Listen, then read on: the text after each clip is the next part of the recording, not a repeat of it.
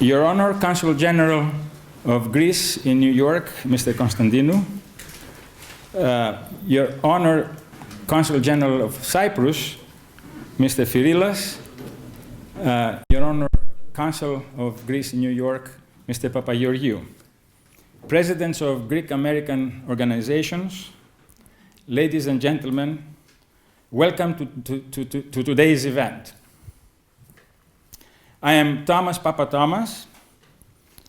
I am a professor emeritus and dean emeritus of Rutgers University, and I'm also a volunteer for the Modern Greek Studies program at Rutgers.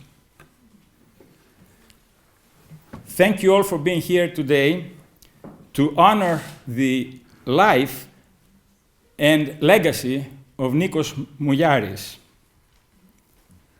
Today we will celebrate his life as well as the rich legacy that he has left behind. I wrote the brief biography of Nikos that is in your program, but I would like to add a personal note.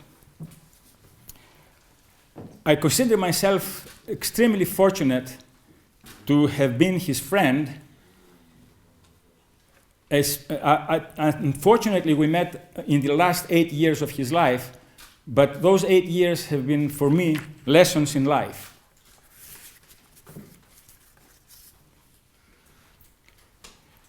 Now, I'll say a few words about the speaker. Tonight, we'll all have the opportunity and pleasure to listen to Professor Pourgouris. Again, I would like to add a personal note. You'll see, we will all have the opportunity to hear him directly, but I would like to add a personal note. I knew of Professor Pourgouris from my daughter, who took a course with him about 20 years ago as a student at Rutgers. And she was raving about this course that he taught on Odysseus in the literature, in drama, and in film. And then, last year, we brought him as visiting professor at Rutgers, and he taught the same course. So I jumped at the opportunity, and I took the course with him, 20 years after my daughter took the course with him. And I'll tell you, it was the best course in the humanities I ever took. And you'll hear for yourself.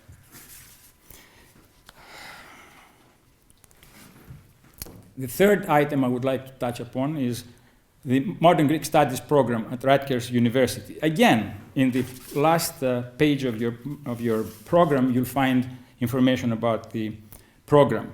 But personally, I would like to urge you to attend our events, especially those that will honor Nikos Mouyiaris' memory, because we plan to have this series of lectures in his memory year after year. And also, I ask you to support us financially. And last but not least, I would like to thank the co-organizers and co-sponsors. Again, they're all listed in the program, so I'm not going to take your time by naming them individually, except for Tassoula Manaridis and Evelyn Canelea, who have been instrumental in advertising and promoting this event. But I would like to stand for a moment and talk about Philip Christopher. I approached Philip Christopher to co-organize this event, and he was extremely busy with the parade on the 30th of April, just this past Sunday. But every time I wrote to him an email, he responded instantly. So I couldn't resist but asking him, how do you find the time? Where do you find the time? And you do all these things together. He said, there's no second life. And of course, knowingly, he recited Elytis' words, δεύτερη ζωή δεν έχει. There's no second life. Also, I would like to stand for a moment particularly and thank Andy Zamenidis, who is the executive director of HALC, the organization that Nikos helped and sponsored, who came here all the way from Chicago to be present in this event. And I know that he's an elitist aficionado, so I know that he would be well rewarded for coming here from Chicago. Thank you all.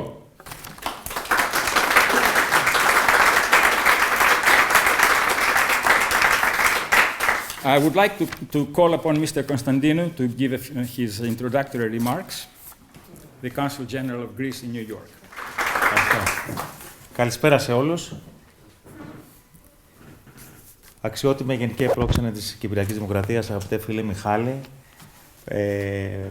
αγαπητοί φίλοι και φίλες και φίλοι. Πρώτα απ' όλα να συγχαρώ την Οργανωτική Επιτροπή, το Θωμά, φυσικά το φίλο τον Φίλιπ Κρίστοφερ και την Τασούλα Μαναρίδης που πραγματοποιούν τη σημερινή εκδήλωση προς τιμήν ενός μεγάλου ανθρώπου, του Νίκου του Μούγιαρη. It is a truly great pleasure for me to join this lecture in honor of Nikos Mouyiaris, a great supporter and benefactor of modern Greek studies program and the Elytis Chair Fund of the Rutgers University. Nikos Mouyiaris was a distinguished member of our community. He will always be remembered with deep admiration for his generosity, kindness, wit, and entrepreneurial spirit. Ο αγώνας που έδωσε ο Νίκος ο Μούγιαρης για τα εθνικά συμφέροντα, για την Κύπρο, με στόχο την ενότητα του ελληνισμού, ήταν ένας πολύ όμορφος αγώνας. Και όπως προανέφερε και ο Θωμάς, ήταν ο ιδρυτής μιας πάρα πολύ σημαντικής οργάνωσης, μιας οργάνωσης που παίζει σήμερα ζωτικό ρόλο, θα έλεγα, στην προάσπιση των εθνικών μας συμφερόντων στις Ηνωμένες Πολιτείες, και αυτό δεν είναι άλλο από το HALC, και χαίρομαι πάρα πολύ που είναι εδώ ο Executive Director και αγαπητός φίλος Έντης Ζεμενίδης, όπως και η νεότερη γενιά του HALC, ο Τάσος ο Παρδάλης. Θεωρώ πάρα πολύ σημαντικό το γεγονός ότι στη HALC, και νομίζω ότι ο Νίκος ο Μούγιαρης έχει παίξει μεγάλο ρόλο ως εμπνευστής αυτής της προσπάθειας, ότι υπάρχουν πολλοί νέοι άνθρωποι που αποτελούν μέλη αυτής της πολύ σημαντικής οργάνωσης για τα ελληνικά συμφέροντα και για τα κυπριακά. Nikos Mouyiaris, during his lifetime, exemplified the American dream in the best possible way. He came to this country from Cyprus with scarce resources, but with great passion and enthusiasm. Capitalizing on skills, innovation, and experience, he established his own business. However, he was so much more than a successful businessman. He was truly a man of vision, a man deeply dedicated to various causes. He was a staunch advocate of Cyprus and Greece, always vigorously supporting our national causes. Furthermore, he spent a lifetime creating opportunities of others.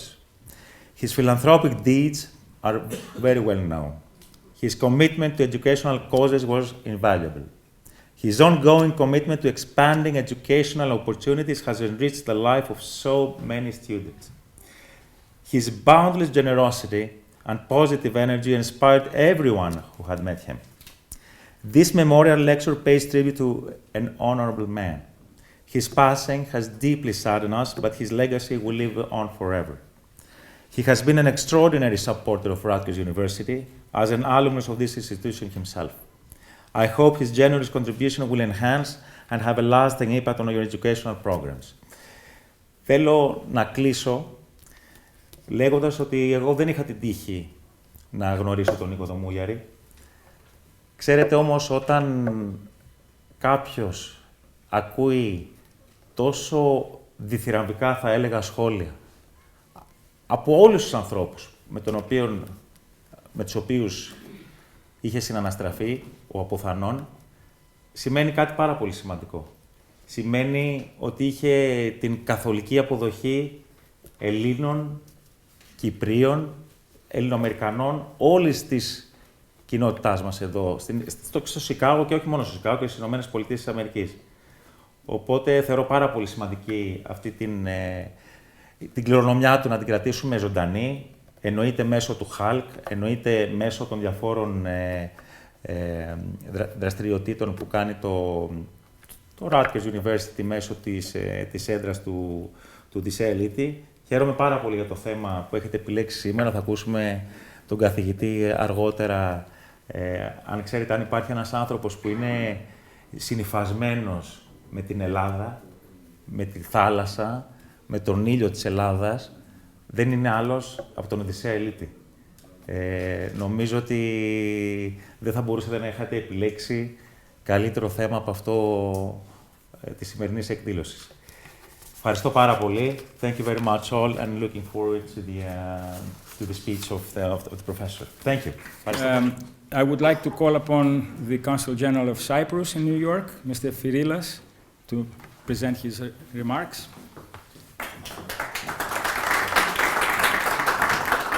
Καλησπέρα. Έχουμε μια άγραφη συμφωνία εγώ και ο Ντίνος. Ο Ντίνος έρχεται με γραβάτα. Ο Ντίνος... ναι, ακριβώς. Ο Ντίνος ευχαριστεί όλους τους ανθρώπους που πρέπει να ευχαριστήσουμε και εγώ μπαίνω στο ψητό. Αυτή τη φορά όμως ο Ντίνος με πρόλαβε και είπε και πολλά από αυτά που ήθελα να πω. Απλά θέλω να σας πω δύο σύντομα. Αρχικά είχα την ευκαιρία με αυτή την ομιλία που θα γίνει τώρα, και αυτή την εκδήλωση, να γνωρίσω και διάφορους ακαδημαϊκούς που βρίσκονται εδώ στη Νέα Υόρκη. Περνά ο χρόνος και γνωρίζουμε τόσους πολλούς ανθρώπους και συνεχώς υπάρχουν καινούργοι, και αυτό είναι κάτι το οποίο μας βοηθά και εμάς ως εκπρόσωπου κρατών για να δημιουργήσουμε αυτές τις συνέργειες που πρέπει να δημιουργηθούν, και ελπίζω να μπορέσουμε να καταφέρουμε. Το λέω αυτό επειδή με την γνωριμία τώρα με τον κύριο Παπαθωμά και τη γνώση που έχω τώρα για το πρόγραμμα αυτό που υπάρχει στο Rutgers, μου δίνει λίγη περισσότερη δύναμη, επειδή είχα το τελευταίο 1,5 χρόνο στις ΗΠΑ, διαβάζω και ακούω συνεχώς για τη συρρίκνωση της μάθησης των ελληνικών, είτε αυτά είναι αρχαία είτε αυτά είναι μοντέρνα. Και ακούγοντας ότι στο Rutgers όχι μόνο υπάρχει η αντίθετη δυναμική, αλλά και υπάρχει και συνεχή στήριξη για αυτή την προσπάθεια, για μένα σημαίνει ότι πρέπει να δώσουμε κι εμείς κάτι, πρέπει ως κράτος, Ελλάδα και Κύπρος, πρέπει να βοηθήσουμε αυτά τα προγράμματα περισσότερο. Και αυτό για μένα είναι, όπως λέμε εδώ, food for thought. I didn't have the opportunity to meet Nikos Mouyiaris, but ever since I've been here, I've been hearing about him and his great contribution to everything Hellenic in the United States. And it wasn't just a matter of funds, although in the United States, as elsewhere, funds and funding programs is a very important element to this. But I think what I've gathered from things that people tell me about this man was his leadership. And I can only imagine what kind of a leader he was, simply because I've met some real, living, active leaders here now. We mentioned the HALC Executive Director. We mentioned Philip Christopher, and there's so many more of you here that I will not mention by name. I want to thank you all for everything you do for Cyprus, for Greece, for our people, and I'd like to offer my wish that you would also avail yourself from anything I can do for you in order to advance our causes. Thank you very much. Okay, so I would like to tell you that we have a new director for the Modern Greek Studies program at Rutgers.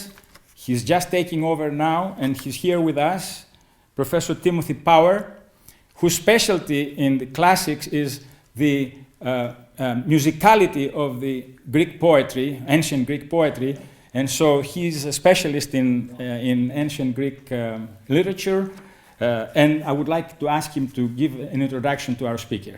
Thomas. Well, it's a great honor and pleasure for me as the newly appointed, very newly, just a few days now, director of the Modern Greek Study Program at Rutgers University, New Brunswick, to introduce this evening's distinguished speaker.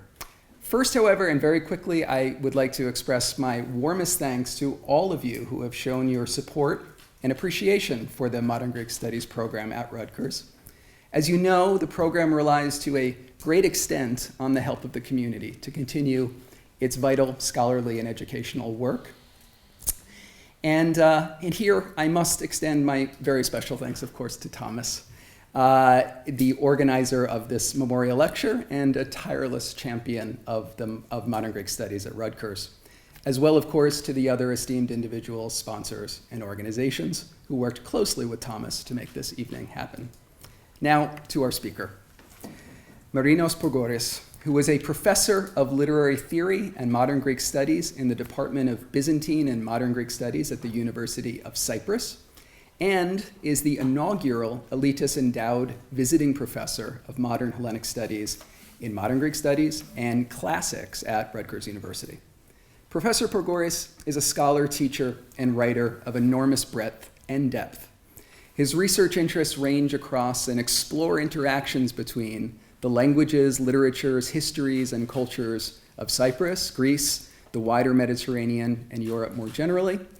And he has published on topics in poetics and poets' lives, in the novel, nationalism, modernism, cinema, and much, much else. His lecture this evening marries two of his abiding interests, Cyprus and Odysseas Elytis, each one of which has been the subject of a book by him, 2011's Mediterranean Modernisms, the Poetic Metaphysics of Odysseas Elytis, and from 2019, The Cyprus Frenzy of 1878 and the British Press. The title of Professor Pourgouris' lecture bears the evocative title, Odysseas Elytis and Cyprus, the winnow-sieve that works like consciousness. So let us then please welcome Professor Pourgouris. It's a pleasure to be here. For those who, I know many of you, I was here for 16 years before I returned to Cyprus to join the faculty in the Department of Byzantine and Modern Greek Studies at the University of Cyprus. Of course, in a way, I never left. I always come back. And those who know me know that the Modern Greek Studies program at Rutgers is close to my heart. I taught there for several years before I went to Brown University, and I keep returning to Rutgers. And it's always a pleasure. I find good friends there, great colleagues, and I'm very, very happy to be doing this work with, of course, the help of a very distinguished group of people. I had the pleasure, the honor of meeting Mr. Mouyiaris several years ago. It was at the Consulate of Cyprus. He was an astounding figure for many reasons. In my eyes, as I was ready to give a lecture very similar to this, and he walked in with Anavisi. It was remarkable, and I remember we chatted a bit after the talk, and then when I went to Cyprus, I sent him a very long official letter, signed and all, of expressing my gratitude, my thanks for supporting that lecture, for supporting the Modern Greek Studies program at Rutgers. To understand how discreet he was and how silently he supported this program, I should simply just say that he responded with very, very few words. Thank you for your kind words. I hope to see you when I come to Cyprus. That's it. I mean, he really supported this program without asking for anything, and that was admirable. A soft-spoken man who was behind this great push, recent push that really made this program flourish. And I should add here something that the General Consul of Cyprus already mentioned, that it is a thriving program. The Modern Greek Studies program at Rutgers is a thriving program with several students. The Classics department had a reception yesterday, and the students were asked to state why they're studying the modern Greek language. And it was really very moving to hear them. Some of them were learning Greek because they wanted to talk to their grandmothers. Others were learning Greek, well, just because they had no relationship to, which is, again, admirable and necessary. These programs, these small programs, are the only way that we can communicate with the rest of the world in universities. And I think it's important to support programs like the Modern Greek Studies program at Rutgers. We owe our thanks to Professor Steve Reinhardt. Professor Reinhardt was the director of the program for several years, and he really did a wonderful job in directing this program. And of course, we also owe our thanks to Professor Power, who is taking over and giving much of his time to this program. There's no benefit from this except the pleasure of supporting modern Greek studies, which is admirable, and really thank you, Tim, for doing that. I would also like to thank the chair of classics at Rutgers, Professor Maglu, who couldn't be with us tonight, but he has already supported the program in many ways. A very special thanks, I'm sorry, before I begin I have to say these things, but a very special thanks to the Elytis Chair Fund, and particularly a person that I like to call my friend. We have collaborated so closely in the past couple of years, but also in the past, and that is none other than Thomas Papathomas, whom I have the honor of calling my friend now. We really share the same passion for modern Greek studies. We were talking so passionately when I was at his home about modern Greek studies and about archives that we almost lost the train back to New York. We barely made it. Many thanks to the Consulate of Greece, to the Consulate of Cyprus. I collaborated with both consulates actually several times in the past, as well as the embassies, and I understand and appreciate the hard work that they do here in the United States. It's important to have this representation, and especially the consulates in New York, they actually organize several cultural events, which is really important to us. Finally, again, when I was here, I attended several of the events that the many associations that are active here in the East Coast organized, the Federation of Cypriot American Organizations, the Pan-Cyprian Association of America, and especially Mr. Philip Christopher, who has been very active in promoting the causes that relate to Cyprus and Greece, and who is tireless. I mean, I was hoping to see him in Cyprus last time they were there. Hopefully next time that will happen. Thank you for all the work you do here in the United States. The International Coordinating Committee Justice for Cyprus, PSECA, and the Hellenic American Leadership Council. So my talk today is about Elytis and his relationship to Cyprus. I've been working on Elytis for many years. He was my passion when I came to the United States as a very young man at the age of 18, and this passion slowly developed into an academic interest. And it is interesting to say that I basically learned or dealt or got into Elytis away from Greece, away from Cyprus.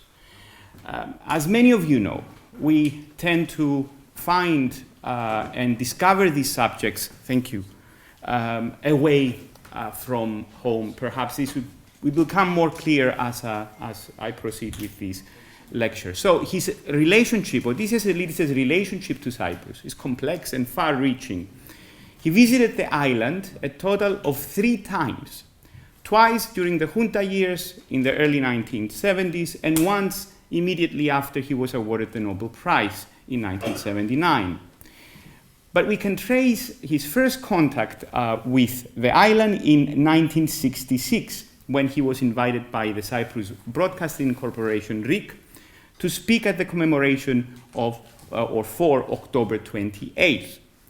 Elytis had gained fame in the Greek world at that time for 2 reasons. His long poem, The Axion Esti, had won the Greek National Book Award in 1960, and of course in 1964, 2 years before the Cyprus invitation, it was put to music by Mikis Theodorakis. That skyrocketed, obviously, the fame of the poet. The setting to music of the poem made the poet quite famous, not just in poetry circles, where of course he was already very well known, but among the Greek people. The Cyprus lecture was scheduled for October 27, 1966, but it was cancelled by the poet himself for unknown reasons. He did, however, send a short note published in a Cypriot newspaper where he wrote the following. I'm only translating part of it. Cyprus verifies our Greekness. I owe the island my gratitude. I have promised to make a pilgrimage to its land. I apologize to my unknown friends who were waiting for me for not being able to do it this time, and I promise them I will soon visit the island. Now, I will return to this statement that Cyprus verifies our Greekness later, since it's central to his conceptualization of Greekness. Elytis did make it to Cyprus for the first time 4 years later, in 1970, and he spent 4 months there from July to October. His second visit came in 1973, and some of you may be interested to know that he traveled on the ship where another celebrated Greek poet was working as a radio operator, of course, Nikos Kavadias. The symbolic significance of these 2 visits should be underlined, rather. As you may know, during the rule of the Greek junta from 1967 to 1974, many Greek poets either left Greece to protest the political oppression or refused to publish anything during this period. The most famous case, of course, is that of George Seferis, who left for England and made the famous statement through the BBC in London in 1969, in which he condemned the colonial's rule. Elytis reacted to the junta rule, in multiple ways. First, he tried to live outside of Greece as much as possible, a kind of self-exile.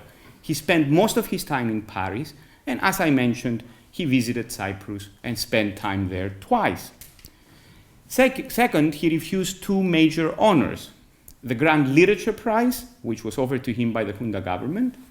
The award included a stipend of 1 million drachmas, a significant amount at the time, and Elytis was reportedly pressured to accept it. He refused the award, and the government did not award anyone that year. Elytis also refused becoming a member of the Academy of Athens in 1971 because he believed that the Academy was aligned with the colonials. Third, and most importantly in the context of this discussion, he chose to publish some of his works as a symbolic gesture outside of Greece. This was the case with his most erotic collection, the monogram, which was written in Amochostos, Famagousta, and published in Cyprus for the first time. The publishing house that printed the monogram was owned by the Cypriot Evangelos Louisos. Now, this man, Evangelos Louisos, was a wealthy lawyer from Famagousta and played a fundamental role in the relationship of both Elytis and Seferis with the island. In fact, he hosted both poets in his house during their visits and arranged tours for them around the island.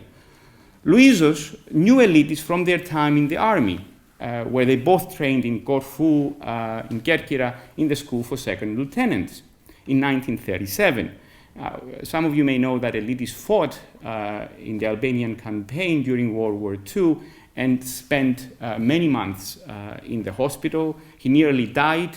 He narrates these experiences in the Chronicle of the Decade, a very intense period for him.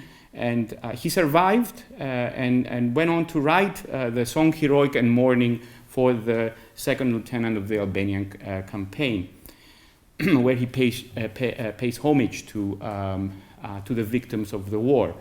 Louisos' house was on Iraklou Street in the now occupied Famagusta, and as Seferis famously remembers it, it was slowly turning into a plant. Το σπίτι που πήγαινε να γίνει φυτό, says Seferis. He had so many flowers, Louisos, in his garden. During his visit, Elytis met with Archbishop Makarios, his first visit. Though he generally stayed away from politics during his lifetime, his meeting with Makarios and the positive impression the Archbishop made on him is well documented. Makarios appears as a character in two different poetry collections, The Little Seafarer of 1985 and Ektuplysion from Nearby, which was published in 1998, 2 years after the poet's death. During a memorial lecture dedicated to Makarios, Elytis said the following: I was lucky enough to have met Archbishop Makarios during one of the greatest moments of his reign. He's referring to the junta years here. I also had the melancholy honor of attending a memorial service dedicated to him yesterday. His fighting spirit and his perseverance, as well as his beauty, were drawn from the great reservoir that is the Cypriot people. Such praise is not surprising, especially if one understands it in the context of Makarios' symbolic presence as a source of resistance to the junta. For many Greeks, most notably Melina Mercouri, Cyprus came to symbolize a kind of refuge for many intellectuals during the junta years, and the tension between Makarios and the colonels was perceived by many as a kind of resistance to the regime. The comments on Makarios were made in 1980 during Elytis' third visit to the island. The first two trips were conducted in a personal capacity, most probably after an invitation from Louisos. The third trip was made after an invitation by the then president of Cyprus, Spyros Kyprianou. The poet had received the Nobel Prize a few months before, in November 1979. And Cyprus was one of the few places he visited after receiving the award. In fact, in an interview published in the periodical Lexi 1981, Elytis makes a point of that after being asked about the invitations he had received to visit other nations. He became immensely popular, obviously, after he received the Nobel Prize in 1979. So here's what he said. Some countries would really interest me, since I would never have the opportunity to travel there if it wasn't for the award, like Mexico, China, Korea, or India.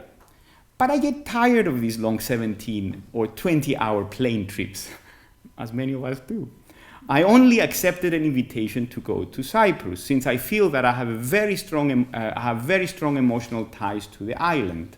I also accepted an invitation from Spain, because, well, they celebrated my being awarded the prize as if I were Spanish.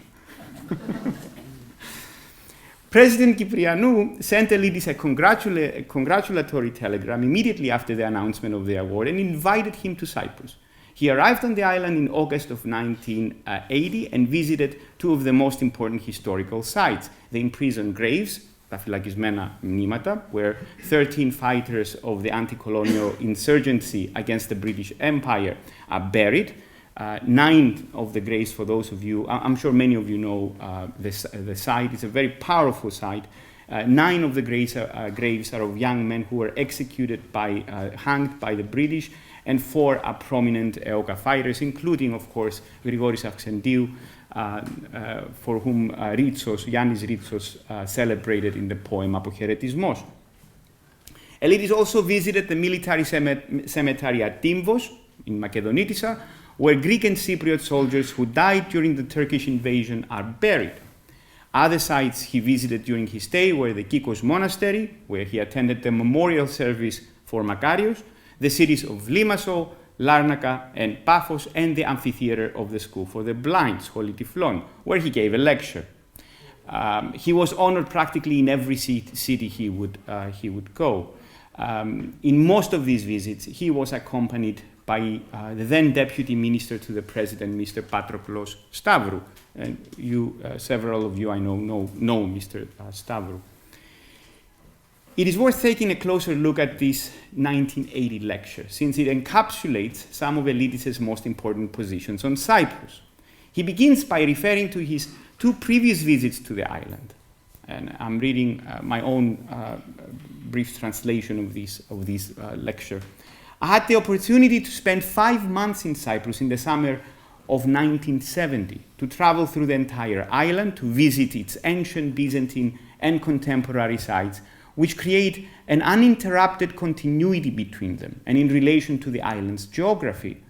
This is of great importance. It impressed me and gave me great pleasure. I would say it gave me a validation of my identity as a member of a community. The Greeks are a people that in various ways and in various adverse and dramatic circumstances, sometimes to the point of annihilation, succeeded in surviving. And their only weapon in achieving this, a unique and powerful one, was their language. This excerpt is trickier than it may appear at a first reading, and it's linked to the earlier statement that Cyprus verifies our Greekness. What does Elytis mean when he argues that there is a continuity between geography and monuments or sites? Here, he's referring, of course, to his most important theory, in my opinion, the theory of analogies, which he began developing in the 1950s. Now, I'm not going to tire you with the details of this, but I've written extensively on it. It relates to ideas. He was influenced by Pericles Yiannopoulos first, later by Albert Camus, in developing this theory, which is a complex conception of the relationship between art, language, and geographical space. As Elytis sees it, and he mentioned this in several interviews and lectures, including the one he gives in Cyprus in 1980, we falsely believe that during the Renaissance, Western artists essentially continued the tradition that started with the ancients. The many statues of Eros, for example, or later on the many neoclassical buildings in the Western world do not constitute a continuation of the ancient Greek spirit. They're a poor mimicry of it. That entire cities include buildings that resemble Greek temples simply points to an imitation of Greek architecture. Now, as Elytis sees it, the Greek spirit that created a Parthenon was continued not by the neoclassical masters, but by the Greek folk tradition. Here is another quote from that Cyprus lecture. Here he's really being provocative. The courtyard of a house, with its whitewashed walls, the flowers in the tin cans, you can all recognize this if you, go back to Cyprus or Greece, right? The flowers in the tin cans, the stone steps, the exterior of a monastery with the cypress trees, like Parisia, its cistern, its arcade, and the monks' cells are closer to the perception that created Apollo and Nike, the saints and the Virgin Marys, than all the majestic columns and the metopies of European palaces. Here is where geography becomes significant. For Elytis, the idea of continuity, the uninterrupted, as he calls it, connection between ancient Greece, Byzantium, and modern Greece, is based on the fact that we internalize the geography which we inhabit and then externalize it through language. When people name things, they name them through their contact with the geographical space they inhabited. Both their survival and their sense of aesthetics are based on their contact with this space. As he puts it in another essay, a French cathedral would look completely out of place in Greece, precisely because the temperament of the Greek people, their collective unconscious, their culture is foreign to such architecture. Consequently, for Elytis, the use of a language by a people, the folk people, carries with it this experience. The majority of the people residing in peripheral spaces remained largely unaffected by the great Western influences. The argument continues. Hence, if one wishes to study continuity, they have to turn to the language, the traditions, and the art of the people, that is, the folk tradition. That is why Elytis, along with Seferis and Empirikos, were so interested in the folk artist Theophilos Hadzi-Mikhail in the 1930s.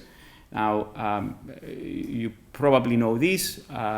Actually, not many people know this. You know, if you visit, is anyone from Mytilene here? I can't see, I'm sorry. If there's anyone from Mytilene, well, you know, there's two amazing museums in Mytilene. One is the Theophilos Museum, and Theophilos is a folk artist, was not trained at all, went around the island, painted on walls of Caphenia, for example, and on any paper he could find, until Theriade, the great Theriade, who was the publisher of the greatest artist in Paris in the 1920s, he gave him some canvas, and he said, "Why don't you paint here? You seem to paint so beautifully." And then Theriade left, went back to Paris to publish his well-known periodical Minotaur, and then that's what Theophilos did. He painted all these paintings on canvas. A folk artist not trained, he was actually very peculiar. He would wear his fustanella, you know, he's a traditional Greek, and just walk around the village. People were calling him strange. And then he passed away. Theriade, Elytis, Empirikos, and along with a group of friends, they went to Mytilene and gathered all these paintings. And within the span of 10, 15 years, they managed to make Theophilos, the generation of the 1930s basically, they managed to turn Theophilos into really an important artist of the 20th century, and even hosted several exhibits with the help of Theriade in Paris. So now the paintings are collected in a museum, the Theophilos Museum in Mytilene. So if you are in Mytilene, go visit that museum. It's right outside the town of Mytilene. Now, right next to that museum is the Theriade Museum. So this great intellectual, who was a close friend of Picasso, of Matisse, of Juan Gris, of all these great masters, of course, all of them gave him paintings as gifts. He was their publisher. And that's where the paintings are. Really, it sounds like a joke, but it's not. A very tiny museum in an olive grove in Mytilene holds all these paintings by the great masters of the 20th century. It's fascinating. I've been there several times. If you are in Mytilene, go to these museums. In fact, the gardener had to let me in the first time I went there because nobody was there. He was watering he says, "I'll open for you." And I was by myself in this museum looking at all these amazing paintings, including paintings from Matisse's Jazz and other works in any case.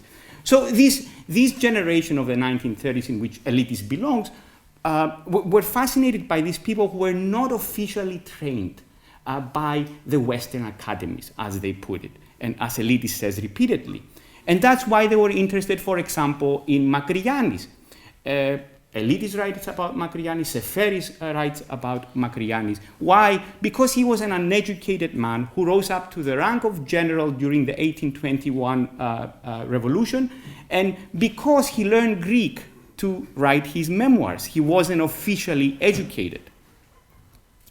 And that is why the generation of the 1930s was simultaneously modernist, adapting the language, the positions of the European avant-garde, and traditionalists, exploring tradition and rereading such writers. It's fascinating to see this in this generation. They all return to the great masters of the 19th century, the Greek masters of the 19th century, Papadiamandis, Solomos, Calvos.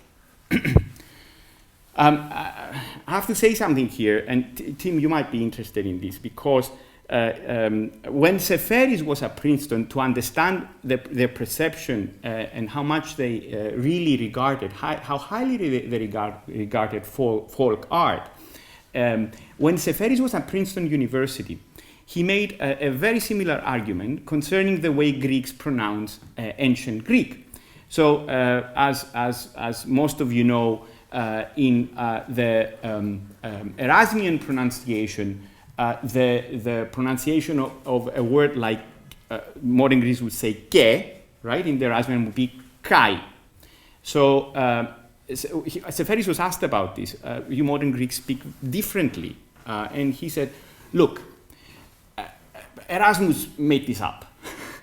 He made this up. I mean, we don't know exactly how they spoke. But if I have to trust someone, I would trust that the uneducated priests who would preach in churches somehow maintain the Greek language.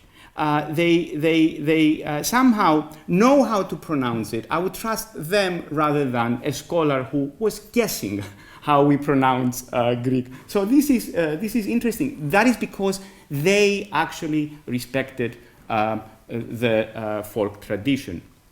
So for Elytis, independently of the course history followed, Cyprus is part of a tradition that encapsulates a sense of continuity. It is a place that managed to preserve its identity by preserving its language. In fact, because there was urgency in preserving its Greekness, Cyprus, according to Elytis, is a truer example of this connection between place and language, or geography and aesthetics.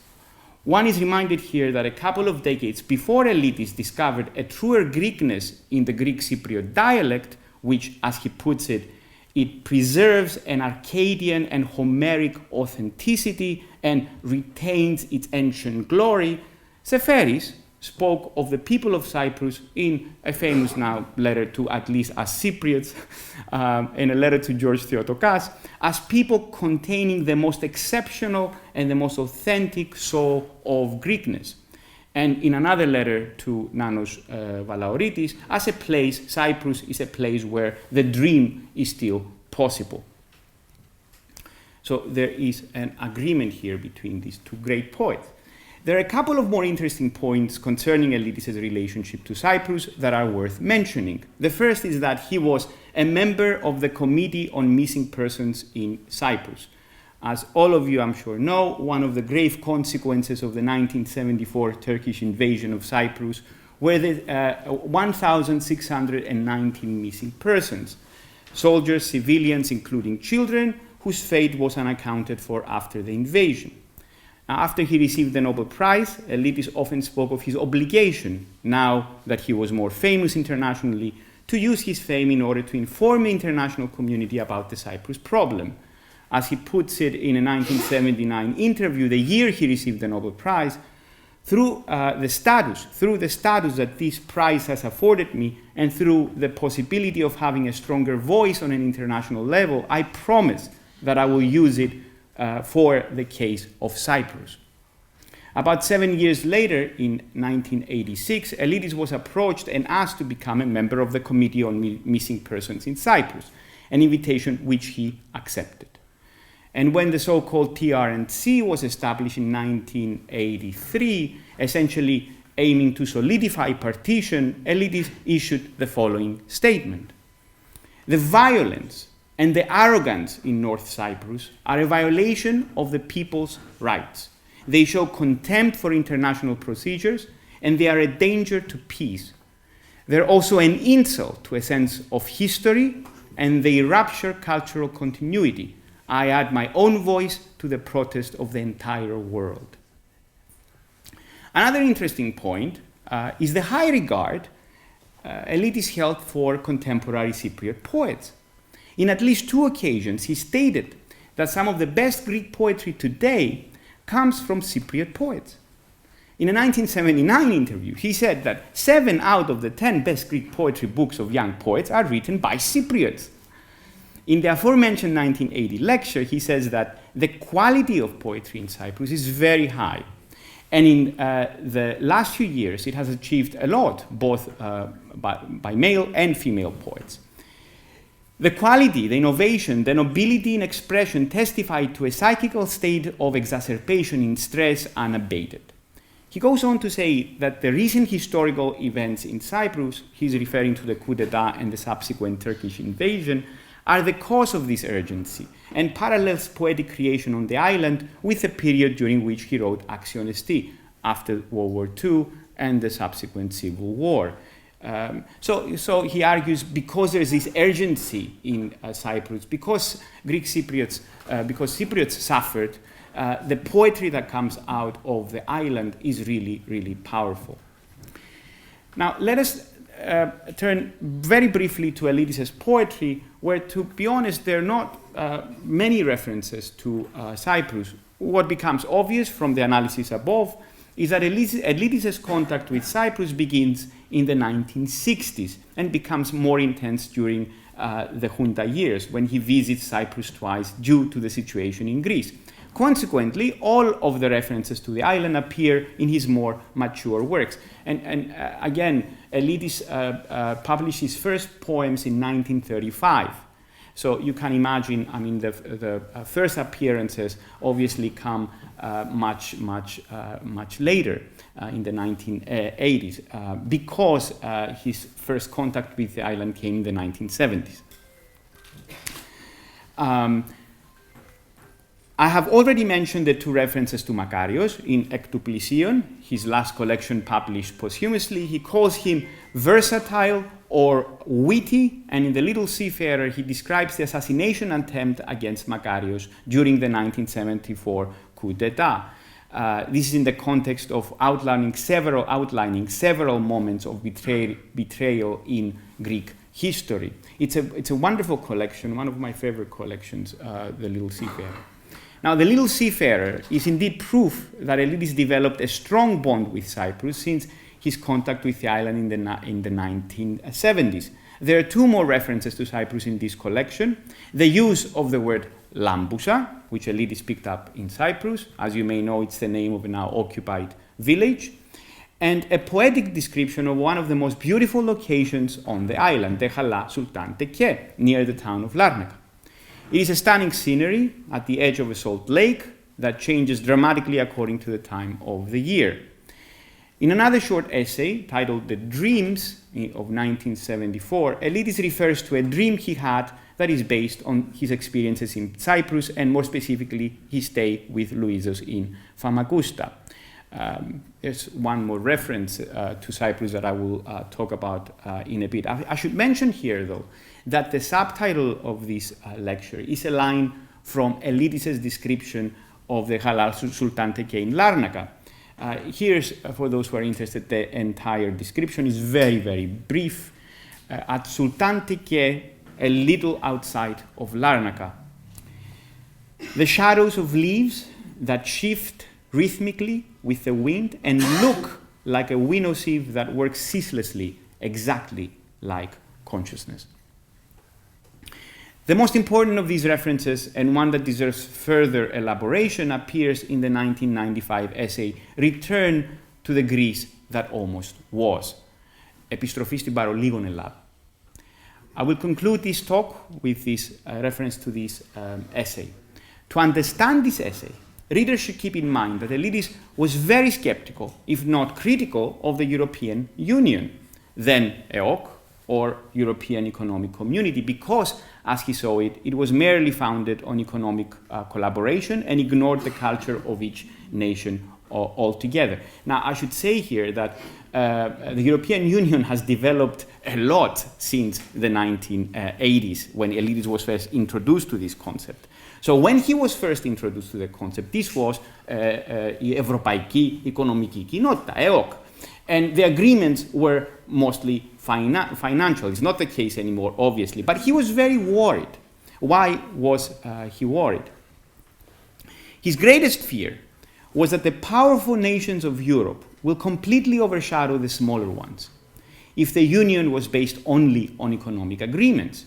In any case, a year before his death, he published the essay Return to the Greece That Almost Was, which begins by describing the nations of Europe as dipped in self-interest.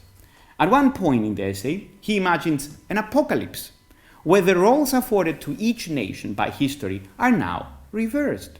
England and France appear as weak and powerless political players, and Greece appears as a stronger ally. This is a fantasy, obviously, but he plays with it. I'll read a little bit from this. In the Sunday edition of the Daily, the only one that was saved from those days, he means of the apocalypse, we read the following. Urgent telegraphs of the Reuters agency from London are reporting that there is a danger that concerns the composition of the British population. It is in danger of deteriorating by the influx of former colonized Indians and particularly people from Punjab. The occupation of the southeastern part may lead to the future division of the island or the creation of two separate states. Military forces from the United Kingdom of Cyprus, along with ground forces sent by Greece, are ready to assist. But some difficulties are preventing the completion of the mission. He's obviously being ironic, he's obviously being sarcastic, and in rendering what? Well, the Cyprus situation. This last line is especially telling. Some difficulties are preventing the completion of the mission. I remind you that Turkey unilaterally invaded Cyprus, claiming its status as a guarantor power. And this is what he's being sarcastic at here. Reversing the situation, imagine if Britain was in the same position. The irony, the reversal of roles, aims to emphasize the fact that history is transient. Power shifts hands and countries sometimes emerge as powerful players in international politics, and at other times they are completely marginalized. Tradition and culture, then, are the only important components that one should safeguard against the wrath of history, beginning with one's language. And you know, of course, the famous poem from Άξιον εστί μονάχη έγνε γλώσσα μου. The reference to Cyprus here first aims to underline the injustice that is associated with history, a kind of imagine if the UK was divided as Cyprus is, due, after all, to its own past as a colonial empire.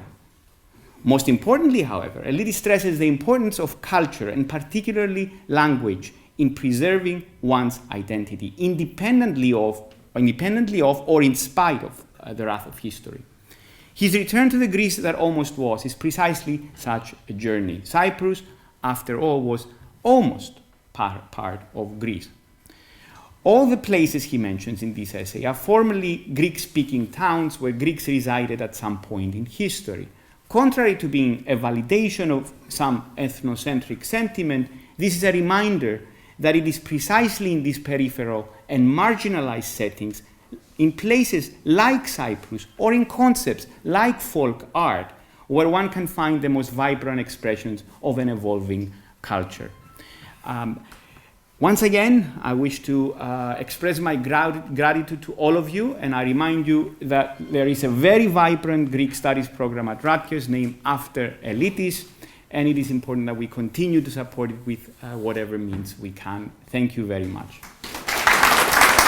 So we started with a tribute to Nikos Mouyiaris, and I would like to also end with a tribute to Nikos Mouyiaris given by his very good friend, very close friend, Philip Christopher, and I would like to applaud Mr. Christopher while he's coming for his role in this event. He played a huge role in this event.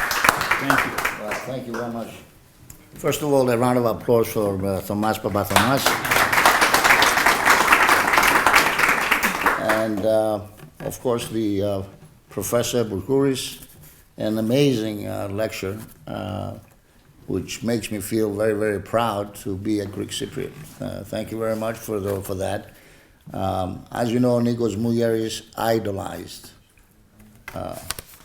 Elytis, and that's very important. I wanted to thank, of course, the Consul General of Greece, Mr. Pagastandinou, and Mr. Papageriou. Thank you for being here. You're always supporting all our events. And of course, Mr. Firilas, I'm glad you're healthy and back in action. I wanted to thank the first cousins of Nikos Mouyiaris, who were like brothers that are both here, Leandros Raftis and Chris Raftis, along with Evie Raftis that are here. A very close confidant of Nikos was Sofia Kotsia, who is here with us. She knows more about Nikos than I do. And of course from Chicago, Andy and Andy Zemenidis, who made the trip. Very important. This lecture was designed in order to support the Rutgers Foundation Modern Studies program, which Nikos supported by donating, I think, $600,000, $800,000 at that time. And since then, Thomas has been trying to maintain it. And Mr. Papagostandinu, you should know that in the United States, there is approximately 82 chairs of Turkish studies and very few in universities for Greek studies. Of course, Rutgers University is one. We have the Byzantine Studies program at Queens College. We have the Hellenic American Project, and Nikos Alexiou is here at the Queens College as well. And the Greek Studies program of St. John's University. All of them were being supported by Nikos in different ways. I guess I want to tell you a little bit about Nikos that you may not know. First of all, he was the executive vice president of the Pan-Cyprian Association for many years, and every Friday we played kunga. So every Friday at Pan-Cyprian, it was kunga night. Nikos was not a very good player, but he enjoyed playing. And after he would, if he ever won, we would put it in the newspaper. And then he would give the money back. Nikos was, all of you know that he was born in the village of Athienu. He had this thing that people from Athienu had a higher IQ than everybody else. And he really believed that. Historically, he wanted to prove to me all the time that people from Athienu were smarter than anyone else. I always tell this story, and you get a kick out of it. When he became very famous and a very successful businessman, he was invited in the 50th anniversary of the Pangyprios Gymnasium, Pangybrio Gymnasium of Cyprus. And he was leaving on Saturday. On Friday, we were all together at Avra, and this beautiful young journalist came in, and Nikos is trying to impress the young lady. And you all remember Nikos with his wavy hair. He would go like this. And he says, by the way, I am going to Cyprus tomorrow to, well, the young lady asked him, well, how old are you? And Nikos responded, well, how old do I look? And the lady, I guess, wanted to be generous. She says, well, you look 55, 55, maybe 58. And of course, the conversation went on, and Nikos forgot what he said. And he says, by the way, tomorrow I'm leaving for Cyprus to go to my 50th anniversary of high school gymnasium. And of course, I was next to him, and I said, well, her name was Catherine. I said, Catherine, Athienu are very smart people. They graduate at 8 years old.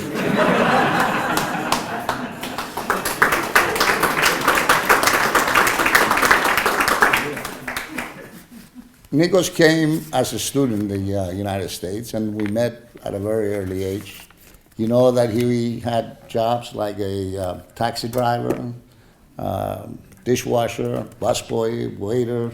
He sold insurance for a while to pay for his tuition at St. John's University with a bachelor's degree, and then his master's degree from Rutgers University. He had a degree in chemistry, and he put that degree to use.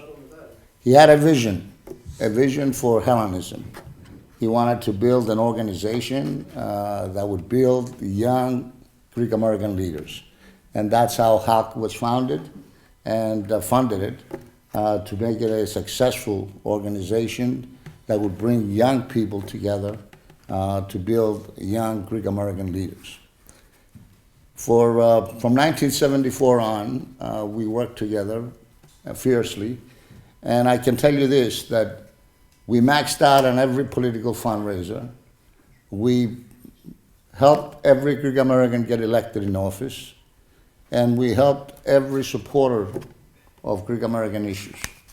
And many of you, of course, know that. And I wanted to thank you for being here today, because Nikos was not only a visionary, but he was a lover of Hellenism.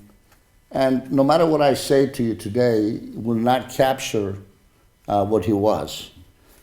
But during his death back in 2019, I received hundreds of emails and cards of condolences.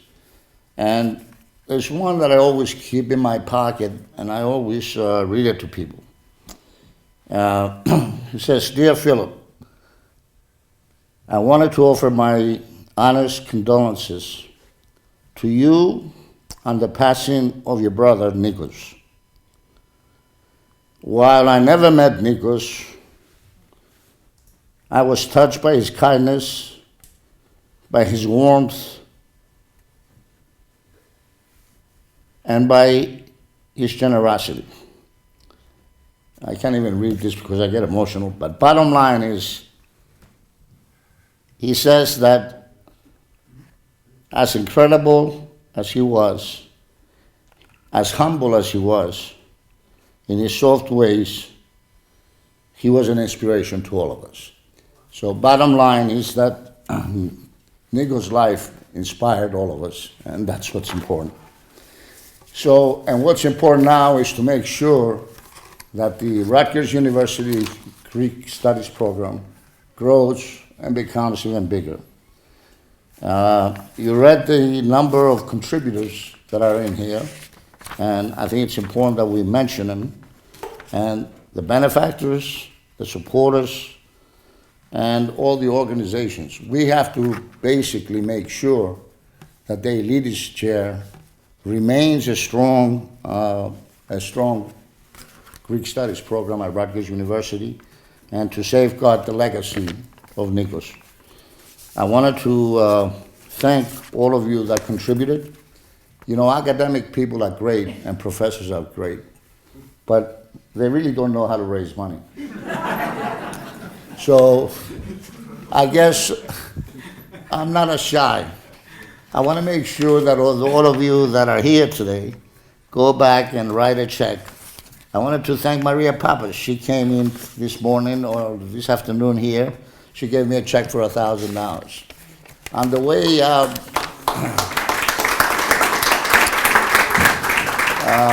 Maria Papas is the president of the Cyprus Chamber. She came here with our executive director, Despinas Xyridakis. And on the way out, Marcos Marinakis of the HELLENIC Federation was leaving. He says, "I have another appointment." I said, "Did you leave a check?"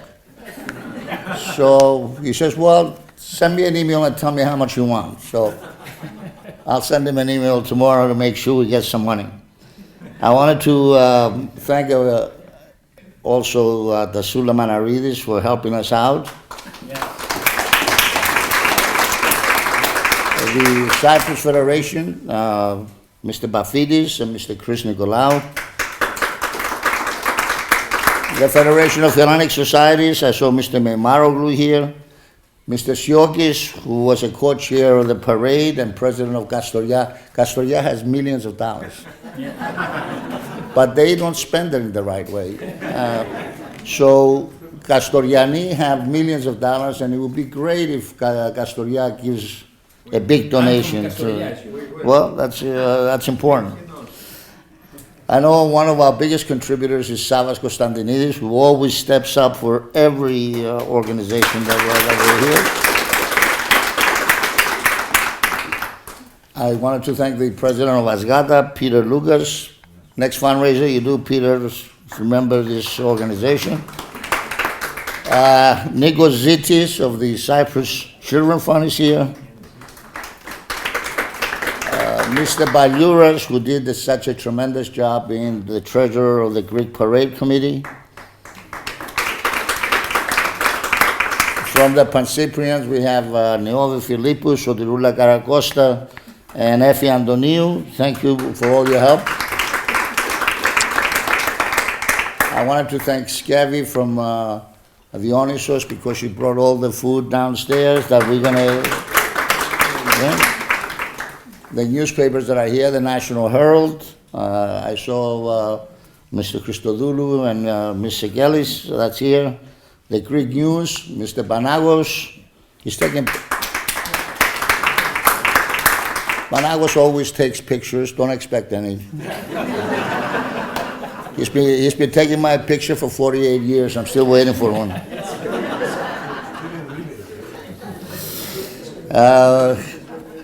I wanted to make sure I mention everyone, because everyone is going to donate some money to the Rutgers University. So I also wanted to congratulate Mr. Power for being with us and being the head of this Rutgers University. A great doctor, Dr. Sophocleos, who comes from a family that fought in Eoga, and Dr. Sophocleos, we expect your donation as well. And any name that I mentioned, that means they're going to write a check. I can go on and name a few more. I saw another Heian here, Michalis Kourundouris. Thank you, Michalis, for being here. The Heians have a lot of money. Maybe we should project the light that way so that you can see more Yeah, oh yeah, see more people. Well, I have a rule. You know, everybody at the Greek parade, a lot of people wanted to speak, and I said, okay, you get 2 minutes to speak, and as long as you give us $500. So we collected $400,000 for the Greek parade, and that wasn't easy to do.